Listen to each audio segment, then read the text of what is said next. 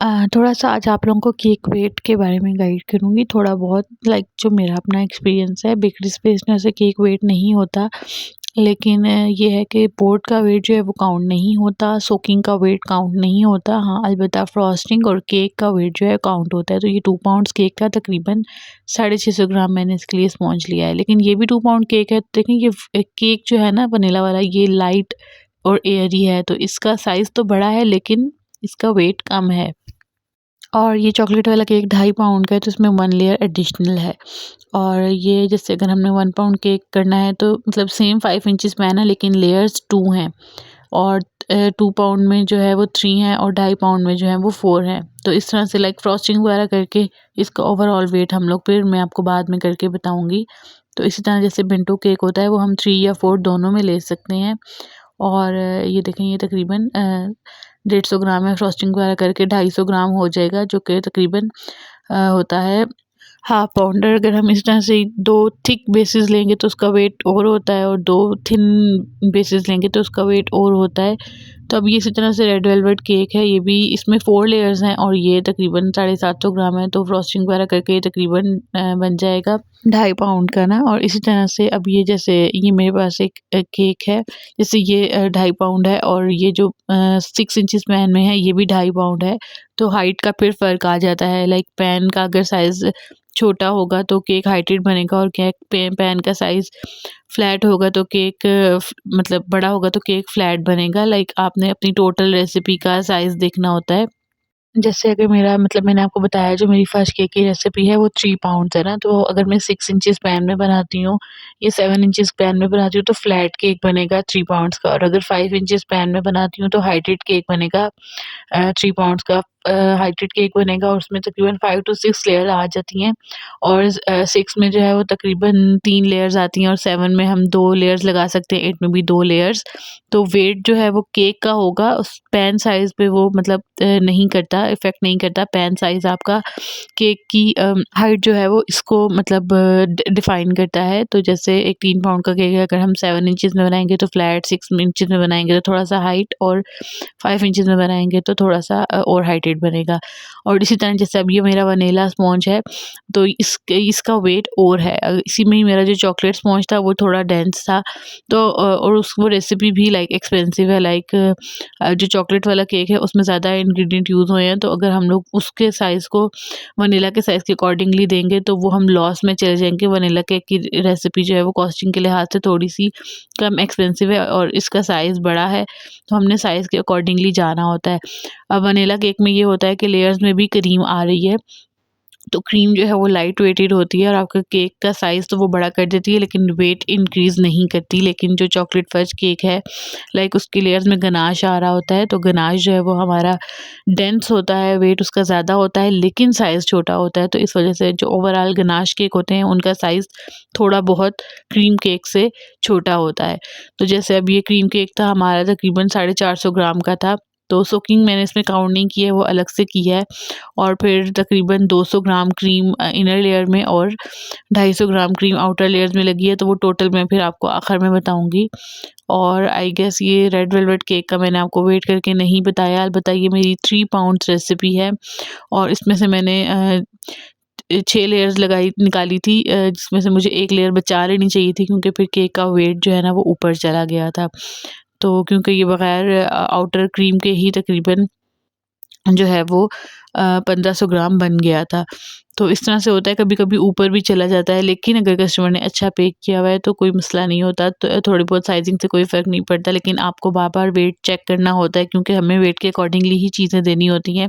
अगर आज मैं 2 पाउंड केक जो है वो मैं इससे बड़ा देती हूँ, तो नेक्स्ट टाइम कस्टमर का माइंड बन जाएगा कि 2 पाउंड में हमें इतना बड़ा केक मिल जाएगा, तो वो हमने नहीं करना होता। हमने कभी-कभार बड़ा चला जाए तो कोई मसला नहीं है, लेकिन कोशिश करनी होती है कि हम वेट के अकॉर्डिंगली ही रहें। 2 पाउंड में 2 पाउंड केक दें, 2.5 पाउंड ना दें, लेकिन फिर भी मेरे केक्स हमेशा 2 पाउंड से ऊपर ही चले जाते हैं क्योंकि मैं कहती हूँ कि अच्छा 1 लेयर और लगा देती हूँ, बहुत छोटा ना लगे, तो वो फिर 1 लेयर से भी आपका केक का वेट तकरीबन आधा पाउंड तक ऊपर चला जाता है।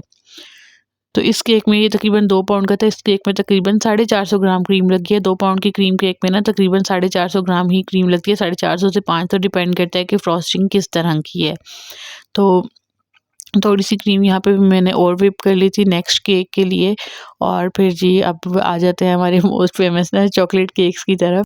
तो यहाँ पर मैं वनीला ये जो अपना रेड वेलवेट केक है ना, इसकी मैं आउटर लेयर कर रही हूँ। ये केक उनको बहुत पसंद आया था। अच्छा, यहाँ पर ना मैंने इस केक में क्रीम में ही क्रीम चीज़ ऐड की है, ठीक है, बटर क्रीम नहीं बनाया। तो बटर क्रीम के साथ जब बनाऊँगी तो वो भी शेयर करूँगी। और यहाँ पर मैंने इसमें केक में फुल कलर ऐड नहीं किया था। जैसे मैं आपको बताती हूँ कि मैं कोशिश करती हूँ कि मैं कम से कम कलर ऐड करूँ।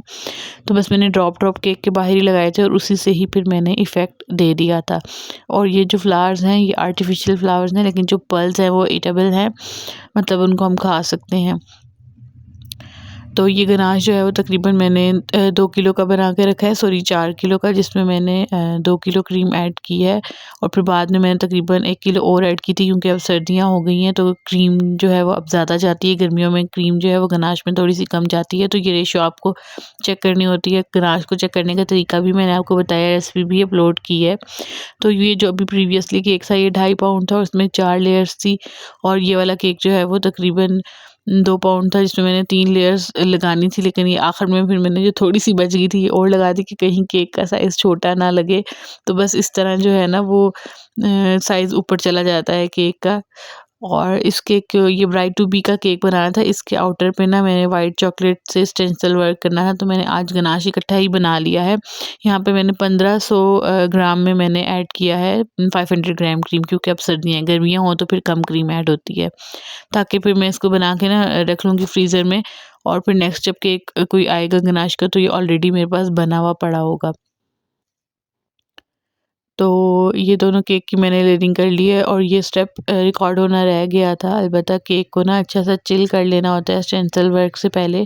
बटर क्रीम में भी ये काम कर सकते हैं, लेकिन इसके ऊपर हेवी बॉल्स लगानी थी, तो फिर मैंने कस्टमर को रिकमेंड किया कि आप गनाश की तरफ ही रहें, ताकि बॉल्स वगैरह जो है ना वो वेट की वजह से केक की लुक को ख़राब ना करें, क्योंकि क्रीम केक में ना लिमिटेड चीज़ें ही अटैच हो सकती हैं। तो ये मैं ब्लैक कलर ऐड कर रही हूँ ब्लैक केक बनाने के लिए। इसकी बॉटल भी मैंने दिखा दी और इसका नाम है पियर स्टफ़। और एक और कलर इस ब्रांड में आता है मिलेनियम।